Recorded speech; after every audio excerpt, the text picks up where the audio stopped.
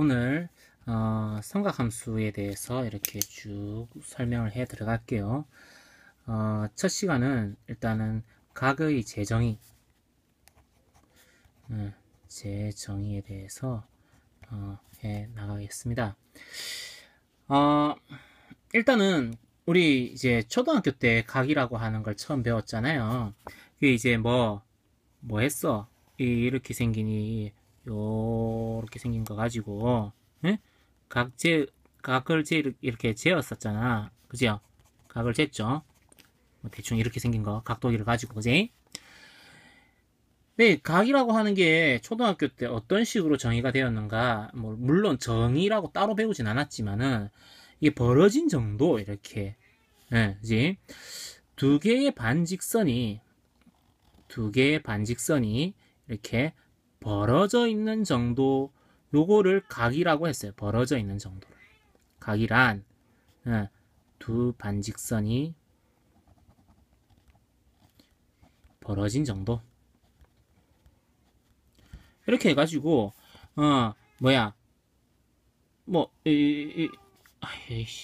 이거를 요렇게 이제 요렇게 된 거를 뭐라고 그래?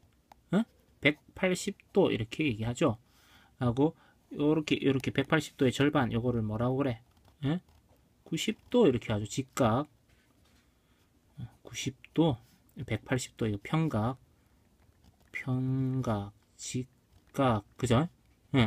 하고 90도보다 작으면은 이제 90도보다 작은 각은 예각, 90도보다 큰 각은 둔각 이렇게 했죠, 그지? 그러니까 이게 이제 180도면은 한 바퀴를 몇 도로 본 거야? 한 바퀴를 360도로 본 거죠. 한 바퀴가 360도 이렇게 해가지고 그렇게 이제 각을 정의를 했는데 두 반직선이 벌어져 있는 정도. 이건 벌어진 게 아닌데요. 오케이. 자, 그런데 이제 고등학교로 올라오면서 각에 대해서 새롭게 정의를 해야 될 필요가 생겼단 말이야. 얼만큼 이렇게 벌어졌느냐가 아니라 어떻게 하느냐면은 얼만큼 회전했느냐로 그렇게 새롭게 정의를 하기로 했어요. 오케이? 몇 바퀴 회전했냐 뭐 이런 식으로 얼만큼 회전했냐 뭐 이런 식으로 하기 위해서 이 회전되는 정도를 가지고 하기로 했습니다. 그러면은 하나의 반직선이 이렇게 회전을 하는데요. 반직선이 회전을 이렇게 해 나가는데 일단 회전을 하는 정도가 되니까는 회전하는 거에 대해서 방향이 나오게 되겠지, 그지? 그래서 이렇게 반시계 방향으로 움직이는 것을 플러스로, 시계 방향으로 이렇게 움직이는 것을 마이너스로 이렇게 방향을 잡습니다. 그리고요, 처음에 각을 처음 재기 시작하는 지점을 뭐라고 그러냐면은 처음 각을 시작하는 지점. 그래서 시초다, 시초선이라고 얘기합니다. 처음 시자 이래가지고 처음 시, 처음 초 아마 그럴 거예요. 시초선을 이렇게 해서 시초선에서 얼만큼 이렇게 회전했느냐, 이렇게 해서 오른쪽으로 이렇게 그러니까 반시계 방향으로 이렇게 회전하게 되면은 플러스 방향, 플러스 값이라고 시계 방향으로 이렇게 회전하게 되면 마이너스 값 이런 식으로 이제 하게 돼요. 자, 회전한 정도를 하니까 자, 아까 벌어져 있는 정도로만 봤을 적에는 이거는 정적이죠. 안 움직이는 거 이제. 그죠? 움직이지 않는 거가 되는 거고. 그리고 최대한 얘기를 해봐야 180도. 좀 크게 얘기해봐야 360도죠. 그죠? 그런데 회전한 정도니까는 어떻게 돼? 플러스 값도 생길 수 있고요. 마이너스 값도 생길 수 있고요. 한 바퀴를 돌면은 360도, 두 바퀴를 돌면 720도, 세 바퀴를 돌면 모르겠다. 그냥 계산하면 되겠죠. 그죠? 그런 식으로 이제 할 수 있게 된다. 자, 각이 새롭게 정의가 됐어요. 어떻게 정의됐다고? 시초선을 기준으로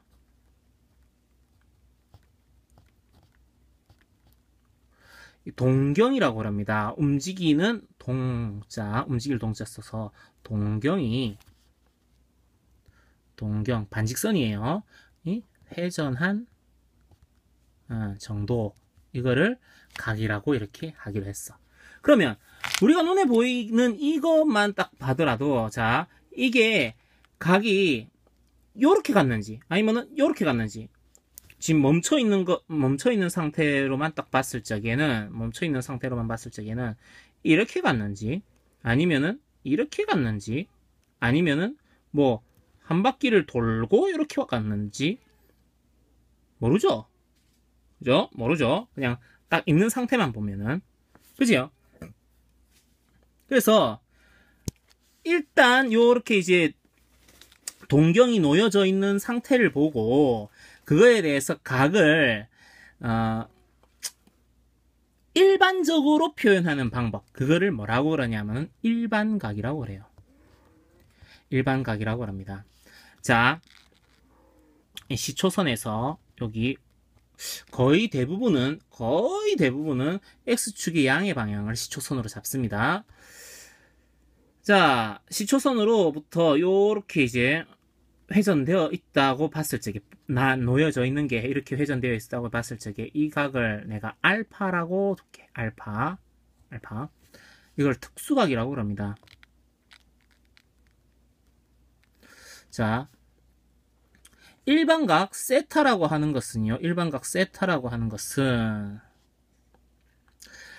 자, 알파만큼 그냥 왔을 수도 있고, 또 어떻게도 왔을 수 있냐면은 한 바퀴 돌고 알파만큼 갔을 수도 있고, 또 두 바퀴 돌고 알파만큼 갔을 수도 있고, 세 바퀴 돌고 알파만큼 갔을 수도 있죠. 그러면 n 바퀴 돌고 알파 이렇게 할 수 있겠지, 그지? 그럼 한 바퀴가 아까 몇 도랬어요? 한 바퀴가 360도 했잖아. 그래서 360도 곱하기 n 더하기 알파. 난 알파라고 하는 녀석은 뭐 0보다는 크거나 같을 거고, 360도보다는 작은 어떤 이제 특수각, 이렇게 얘기를 한다면 이제 되겠죠. 자, 이거를 특수각이라고 합니다. 특수각. 대표각이라고 얘기할 수도 있어요. 대표각, 특수각. 그리고 이거는 일반각, 이렇게 일반각의 표현 방법입니다. 자, 이때 n은 몇 바퀴가 되는 거니까는 2분의 1바퀴 이런 거 생각 안 하고 그냥 몇 바퀴, n 바퀴 이렇게 됐으니까 얘는 뭐 정수로 이렇게 나타날 수 있습니다. 되겠어요? 된다, 그자잉? 그 다음에 각을 재정의하는 데 있어서 이렇게 일반각만 얘기하면 끝나냐? 그랬으면은 참 문제가 편하게 됐을 수도 있겠는데,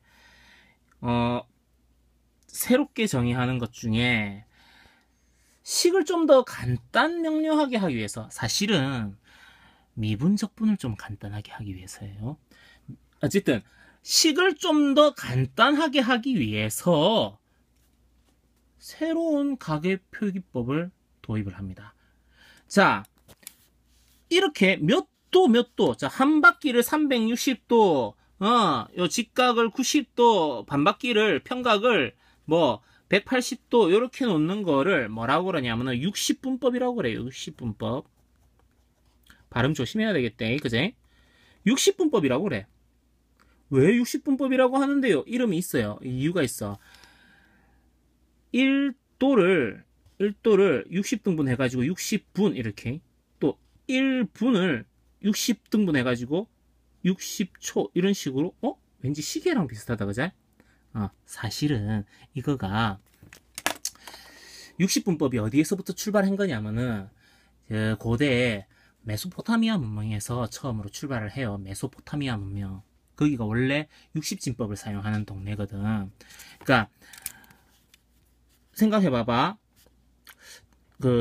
지구가 이렇게 태양을 돌 적에, 지구가 태양을 이렇게 공전할 적에 봐봐.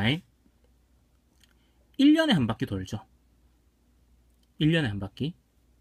그지? 그러면 1년 한 바퀴는 뭐예요? 한 바퀴 360도죠. 그게 왜 나왔게? 1년이 대충 360일 정도 되니까. 에이, 거짓말 365일이잖아요. 아, 근데 옛날 사람들은 360일 정도 했어요.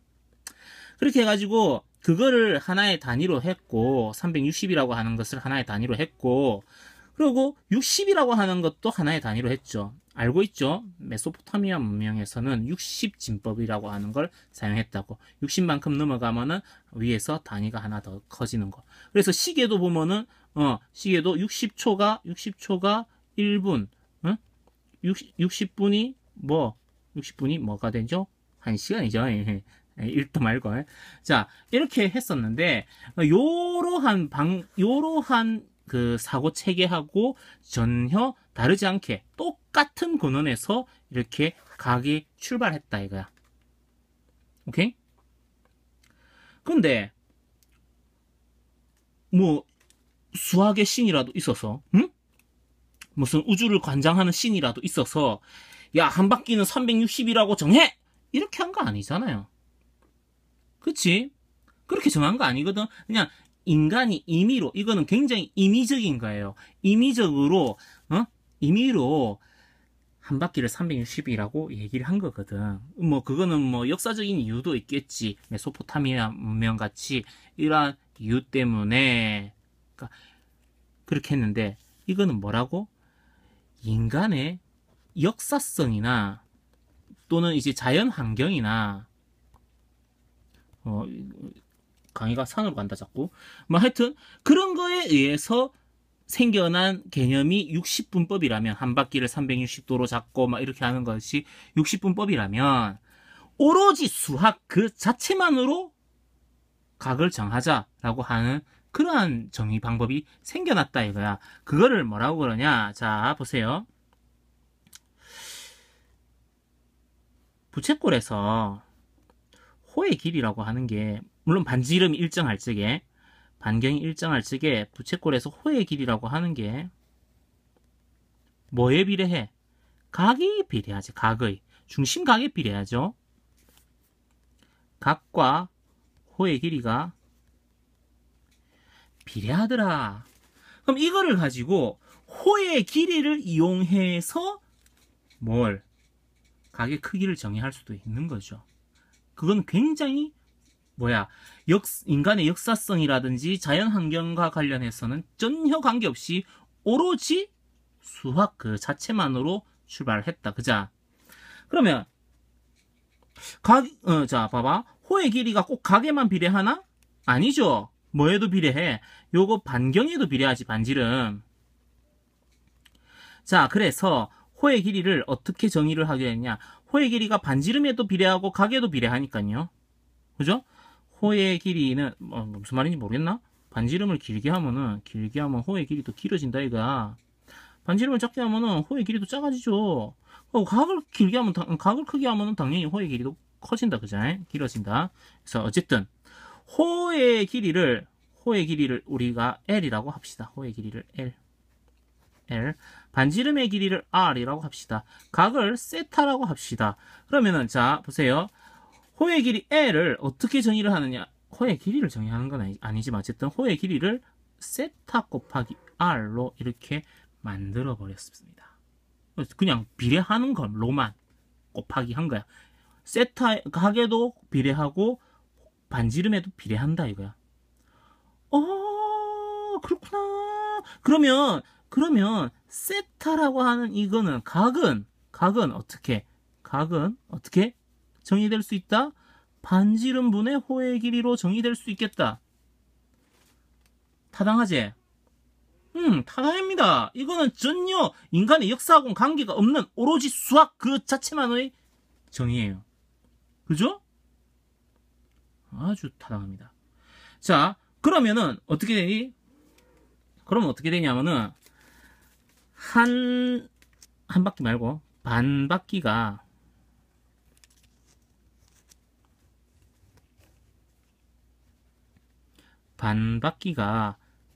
파이가 돼요. 단위로는 다 도를 안 사용하고요. 라디안이라고 하는 걸 사용합니다. 라디안, 이렇게 이제 라디안이라고 하는 단위를 사용하는데 실제로는 단위를 잘 안 붙여요. 요거는 실제로는 단위 안 붙입니다. 그냥 라디안이라는 단위를 사용은 하는데 단위를 잘 붙이진 않는구나. 도는 단위를 꼭 붙여야 됩니다.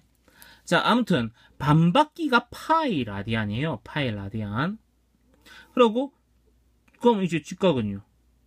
직각은 뭐 2분의 파이겠지. 왜? 이거 절반이니까. 그리고 또 뭐 한 바퀴는 뭐가 될까? 한 바퀴는 뭐가 될까? 당연히 뭐 2파이겠지. 반바퀴가 파이니까 한 바퀴는 2파이 되겠죠. 그리고 또 정삼각형에서 요거 뭐 3분의 파이 같지. 왜? 이거 더해서 뭐가 돼야 되는데 파이가 돼. 평각이 돼야 되죠. 썰어가지고 이렇게 붙여놓으면 평각되는 거 알죠? 그래서 이게 뭐야? 각의 크기가 같아야 되니까는 3분의 파이. 이렇게. 감각적으로 다 익혀봅시다. 자, 우리 그거 정삼각형 반으로 쪼갰어. 그럼 여기가 1, 2, 루트 3 이렇게 되지. 그럼 여기가 2분의 파이, 여기가 뭐? 3분의 파이, 아까 3분의 파이를 했잖아. 요거는 뭐? 3분의 파이를 반으로 잘라놨죠? 그럼 뭐? 6분의 파이, 이렇게 됩니다. 그죠? 그 다음에 정사각형을 한번 반으로 잘라봅시다. 정사각형을 반으로 잘라봅시다. 그러면 여기가 1, 루트 2 이런 거 된다. 그죠? 다 필요합니다. 나중에 가야지. 곧 당장 바로 필요합니다. 자, 여기가 2분의 파이. 자, 2분의 파이를 절반으로 쪼개놨으니까 여기가 뭐 4분의 파이 이렇게 돼요. 되겠어요? 자, 아까 전에 일반각이라고 하는 거 이런 거 했었다 아이가. 그잖아. 요거를 뭘로도 표현할 수 있을까? 그러면 60분법으로 표현만 할 수 있는 게 아니라 뭘로도 표현할 수 있다? 그렇지. 요런 한 방법으로 표현할 수도 있다. 이걸 참 호도법이라고 합니다. 호의 길이를 이용해서 각을 재는 방법이라서 호도법. 호도 아닙니다. 호도입니다. 자, 어쨌든 그 일반각은 어떻게 표현할 수 있겠니? 다른 건 다 제쳐두고 요것만 그거 하면 되겠지. 그죠? 360도가 뭐라고? 2파이라고. 그죠? 한 바퀴가 2파이라고. 그래서 일반각을 호도법으로 표현을 한다면 2n 파이 2파이 n 해도 됩니다. 2파이 n 2파이 곱하기 n 더하기 알파 이런 식으로도 할 수 있습니다. 근데 2파이 곱하기 n보다 2n파이가 조금 더 매력적이란다. 좀 더 정리가 잘 된 표현이고 이런 식으로 많이 등장을 할 겁니다. 예, 여기까지 해서 일단 우선 각의 재정의부터 한번 살펴봤습니다.